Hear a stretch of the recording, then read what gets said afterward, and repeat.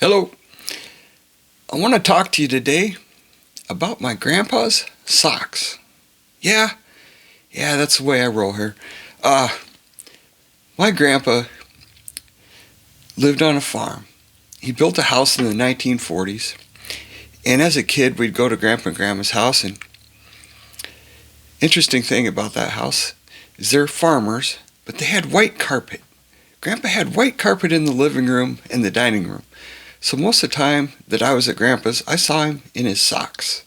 And Grandpa's kind of corny. I think I got some of that. He said, I got my church socks on today. I'm like, oh yeah, okay. Yeah, they got some holes in them. So I got my holey socks on, my church socks. Grandpa's kind of corny. And lived in a small town, western Iowa. And they had a Methodist church. Everybody in the family, both sides of my family, went to the same Methodist church in a little town, Sac City, Iowa, western Iowa, little rural community. And most of the times I saw Grandpa, he was either in his living room with his socks on, or he was at church. And I didn't go to church with Grandpa.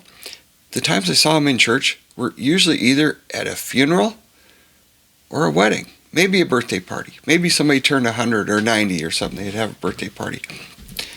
So I'd see Grandpa at home with his church socks, or I'd see him at church at a funeral or a wedding. That was about it. That little Methodist church. So today we're going to read John chapter 15. And we're going to read about fruit. Now, why would I start talking about my grandpa's socks when we're going to study fruit? Well, you got to hang around and listen to find out. So, years later, my grandma from the other side of the family drove me around the countryside there in Sac City. She showed me this little wooden building out in the middle of nowhere. And when she was a little kid, that was one of her earliest memories, was the little wooden church out in the middle of nowhere. And they did all kinds of events there. They were always at the church, Grandma said. So we're going to talk about fruitfulness today in John chapter 15. I am the true vine, and my Father is the vine dresser. Every branch in me that does not bear fruit, he takes away. And every branch that does bear fruit, he prunes, so that it may bear more fruit. Already you are clean because of the word that I have spoken to you. Abide in me, and I in you. As the branch cannot bear fruit by itself unless it abides in the vine, neither can you unless you abide in me. I am the vine, you are the branches. Whoever abides in me and I in him, he it is that bears much fruit, for apart from me you can do nothing. If anyone does not abide in me, he is thrown away like a branch and withers, and the branches are gathered and thrown into the fire and burned. If you abide in me and in my words, ask whatever you wish, and it will be done for you. By this my Father is glorified, that you bear much fruit, and so prove to be my disciples. As the Father has loved me, so have I loved you. Abide in my love. If you keep my commandments, you will abide in my love, just as I have kept my Father's commandments and abide in his love. These things I have spoken to you, that my joy may be in you, and that your joy may be full. This is my commandment, that you love one another as I have loved you. Greater love has no one than this, that someone lay down his life for his friends. You are my friends if you do what I command you. No longer do I call you servants, for the servant does not know what his master is doing. But I have called you friends, for all that I have heard from my Father, I have made known to you. You did not choose me, but I chose you and appointed you that you should go and bear fruit, and that your fruit should abide, so that whatever you ask the Father in my name, he may give it to you. These things I command you, so that you will love one another. If the world hates you, know that it has hated me before it hated you. If you were of the world would love you as its own. But because you are not of this world, but because I chose you out of the world, therefore the world hates you. Remember the word that I said to you, a servant is not greater than his master. If they persecuted me, they will also persecute you. If they kept my word, they will also keep yours. But all these things they will do to you on account of my name, because they do not know him who sent me. If I had not come and spoken to them, they would not have been guilty of sin. But now they have no excuse for their sin. Whoever hates me hates my Father also. If I had not done among them the works that no one else did, they would not be guilty of sin. But now they have seen and hated both me and my Father. But the word that is written in their law must be fulfilled. They hated me without a cause. But when the Helper comes, whom I will send to you from the Father, the Spirit of truth, who proceeds from the Father, he will bear witness about me. And you also will bear witness, because you have been with me from the beginning. So that is almost all red letters right there. The words of Jesus. John 15. He's talking about fruit. He's talking about the word. He's talking about the world. How they will hate people on account of him. So I mentioned the Methodist church, the old Methodist church, the small town Methodist church. Was it fruitful? I mean, I didn't really get anything from that particular church. But the Methodist church sent a guy into my life who changed my life. He introduced me to Jesus. So a major belief among evangelicals, and evangelicals are in the news a lot right now, the term evangelical, they came out of movements like the Methodist Church. They're known for wanting to spread the gospel. Verse 2, Jesus says, every branch in me that does not bear fruit, he takes away, and every branch that bears fruit, he prunes it, so that it may bear more fruit. Verse 4, remain in me, and I in you, just as the branch cannot bear fruit of itself, but must remain in the vine, so neither can you unless you remain in me. The Wesley brothers, guys like Whitfield, Fletcher, early in the 1700s, evangelicalism came out of I believe it was the Church of England. There was some reform going on. So were those guys fruitful? They came to America and did a lot of things.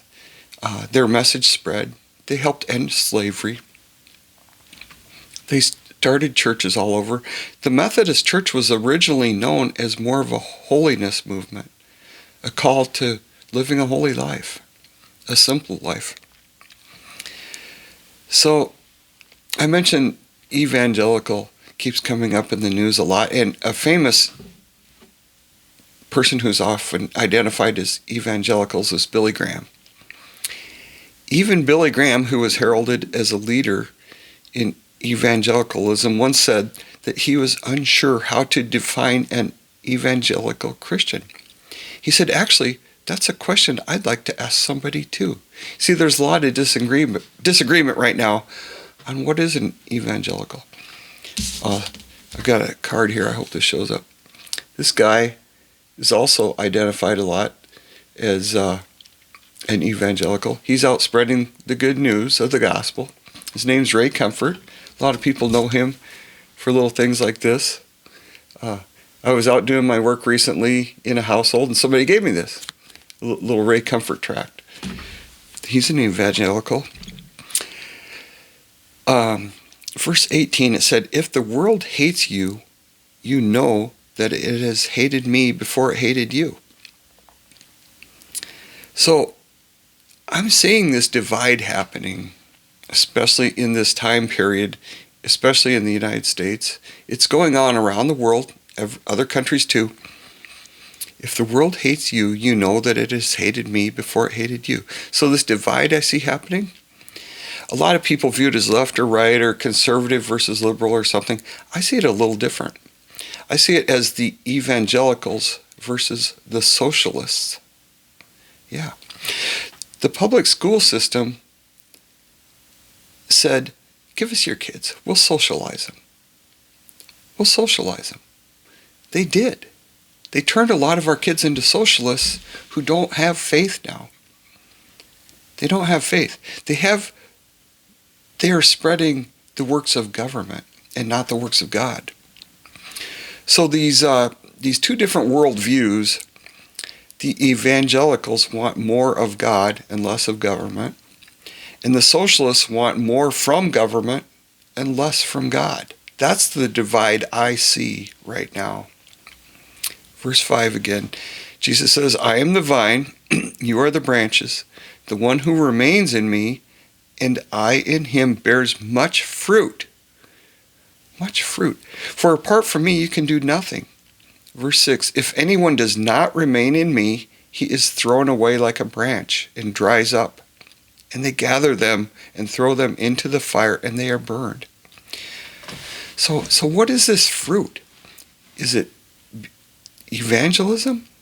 Is it the fruit of the Spirit? I'd say yes. Yeah. Christianity should be fruitful in any area it touches. Whether it's the fruit of the Spirit, Galatians 5, verses 22 and 23, the fruit of the Spirit, love, joy, peace, patience, kindness, goodness, faithfulness, gentleness, self-control. Apparently, these are dangerous things to spread throughout society, according to the socialists, because they don't like evangelicals. And this is what evangelicals preach. Love, joy, peace, patience, kindness, goodness, faithfulness, gentleness, self-control. Evangelicals are known for trying to spread this. I know it's harmful to have more love and more joy and more peace, but that's what it's about. Verse 11, Jesus says, these things I have spoken to you so that my joy may be in you and that your joy may be made full. May be made full. I'm going to jump ahead in the Bible to Ephesians. Ephesians chapter 6, verse 15. This is the King James Ephesians. And your feet shod with the preparation of the gospel of peace. A lot of people view that as evangelism. And that's where we get the term evangelicals. And there are people in the media trying to point us or picture us as something dangerous. They call us Christian nationalists. They're trying to equate us with something Hitler did by making this word salad that doesn't mean anything. There are a lot of people that still are hostile to God. And right now they're running the public education system. They're running a lot of things. So that old dead Methodist church where my grandpa would go for funerals and weddings, they used to be very fruitful. Right now there are a lot of those older denominations and churches, I'm not just going to pick on the Methodists, they've kind of lost their way. But there is revival happening. There is revival happening. I can see it. I can see it. God's calling us to fruit. Fruit in our family. Fruit in our community. Fruit as a nation. We're supposed to be fruitful.